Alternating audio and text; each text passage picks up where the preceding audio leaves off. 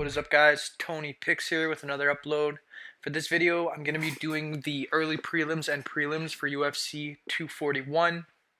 Trying to keep it nice and quick, so let's get right into it. Kicking off the early prelims, we got Mazo squaring off against Shayna Dobson.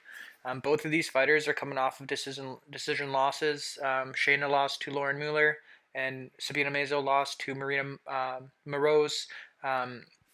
Shayna Dobson showed some promise with her stand-up, was landing some decent boxing shots, but essentially got outclassed on the feet by Lauren Mueller, who showed development in her game training at Alliance. And Sabina Mazo kind of just got dominated up close in the clinch, got taken down, and really got busted up early. So I see this being a stand-up fight. Sabina Mazo being the better of the two in terms of kickboxing and kicking. She mixes up her right kick well, leg, body, and mixes it up good with a high kick. Shayna Dobson, the better boxer of the two, has power in her hands, boxes really well, and she does throw some decent kicks, doesn't throw often, but does have a nice high kick and a nice kind of push kick too. What this comes down to, I think, is Shayna Dobson getting in close and landing those, getting into boxing range, staying out of that kickboxing range where Sabina Mazo can just pick her off with the kicks. I'm giving the decision win to Shayna Dobson here, and the reason I say that is because Sabina Mazo gets busted up in her fight. She got busted up early against Marina Moroz, and Marina Moroz was really just looking for the takedown. I think that Shayna Dobson will really be able to land her clean shots on Sabina Mazo and stay out of the kickboxing range, get in close, box her up. So with that being said, I'm giving the unanimous decision victory here to Shayna Dobson. Squaring off in the next matchup, we got Mr. Perfect Kang squaring off against Brandon Killer B. Davis, same nickname as Ben Saunders, always makes me laugh. Interesting matchup here. Both of these guys are submission specialists, have more of their wins by submissions, but they both have pop in their hands. Kang coming off of a win of Teruto Ishihara. Honestly, I had Teruto Ishihara as the underdog just because I know Kang's willingness to stand and trade. He did get rocked in that fight, but he did end up finishing that fight with a submission. Brandon Davis, after the move down to bantamweight, which is actually phenomenal how the guy fits into that division. It really is something special. It's a big body, does a good cut with the UFC PI.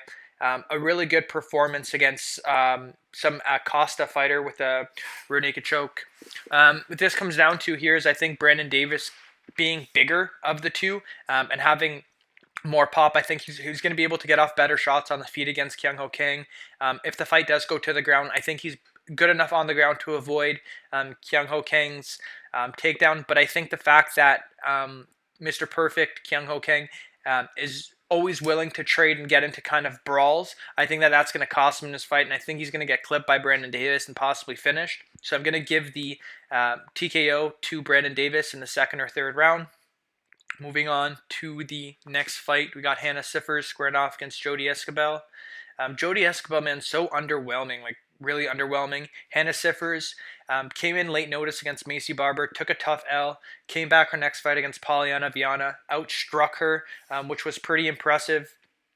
I don't know, both of these females aren't really top fighters. What this comes down to is I think Hannah Cifers' volume. She's got some good kickboxing, has decent takedown defense, and she's not completely lost on her back. She just even against Macy Barber, man, she ate some big shots against Macy Barber, got cut open, and she still fought, so she has heart. Jodie Esquibel, just kind of mediocre at best. I think Hannah Cifers picks her apart on the feet, lands a cleaner shots, and wins a kind of boring decision. Moving on to the prelims, this is an interesting matchup here. You kind of got submission specialist versus submission specialist. Kenney against Manny Bermudez.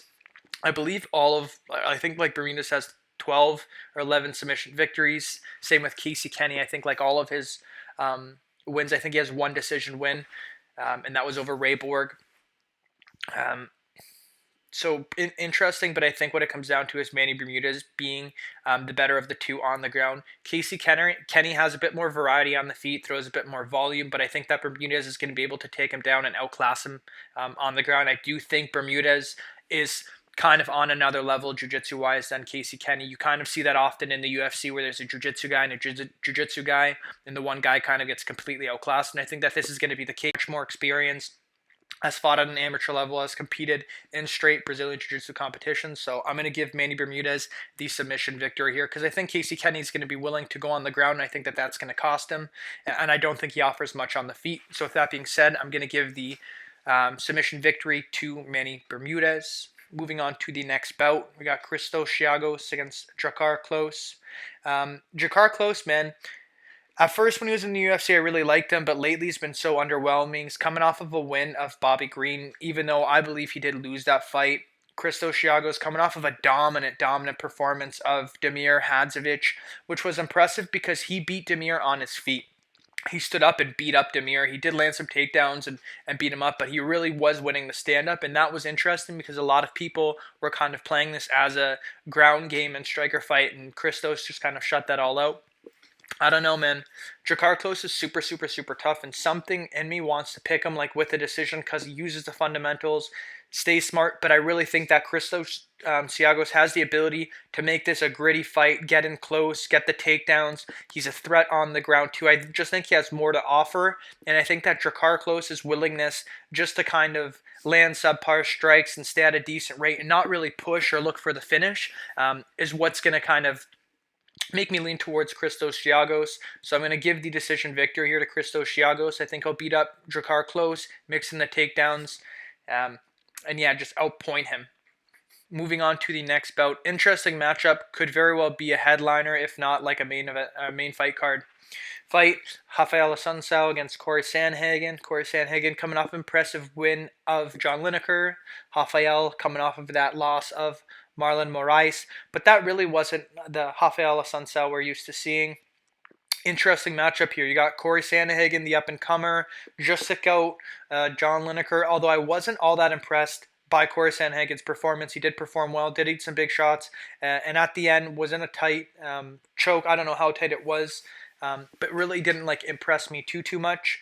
Rafael Assuncao, man, just a vet, you know what I mean? He's always been consistent, kind of a one-off with that Marlon Moraes fight, but it makes you kind of start to think a bit like, is this the beginning of the end for Rafael Assuncao? Like, he loses to a title contender in Marlon Moraes, and this is another tough fight for him. Does he take another L to Corey Sandhagen and slowly start to fall from the rankings, even though he's been there for so long? This is an interesting matchup, not just stylistic-wise, but in terms of shaping up the division. Corey Sandhagen's wins this fight, man, in an impressive way. You know, he makes a bang and stuff. What I think's gonna happen is I think Rafael Assuncao is gonna win by decision here, man. I think that unlike John Lineker, who only looks for the big strikes, Rafael Assuncao is going to be able to get in, pace himself, mix in the leg kicks, mix in the body shots. I really think that people need to exploit the body shots on Corey Sandhagen's. His legs are there, but the body stays in the same spot. You know what I mean? His legs are moving and stuff. If you take out the body, it'll affect him.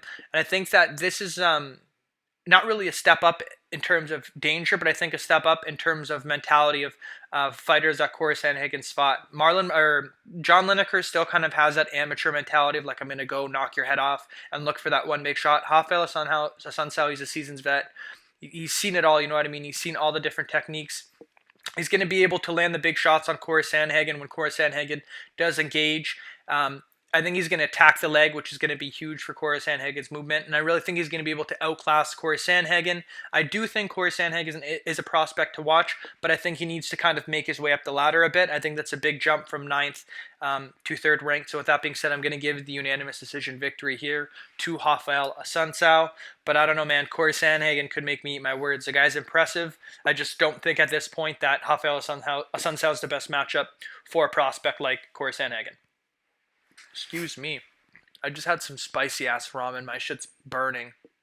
Devontae Smith. I don't think he's fighting Clay Collard anymore. I think he's fighting someone else. All right, we're back. Sorry, boys. Sorry, guys. Guys and girls. Mostly guys, though. If not all guys. My video cut out. I was going to check because I thought that John McDessie was scheduled to fight Devontae Smith. He was, but he pulled out. So for this fight, guys, Devontae Smith here has the edge in stand-up. Clay Collard, the stand-up fighter, horrible record, amateur level fighter. I think Devontae Smith knocks him out inside of a round. So with that being said, Devontae Smith via KO in the first round. That's my picks for the early prelims and prelims. I hope you guys enjoyed. Like, comment, subscribe if you did. And I'm going to be posting the main cards at some point during the next week, hopefully at some point later tonight or tomorrow. Peace.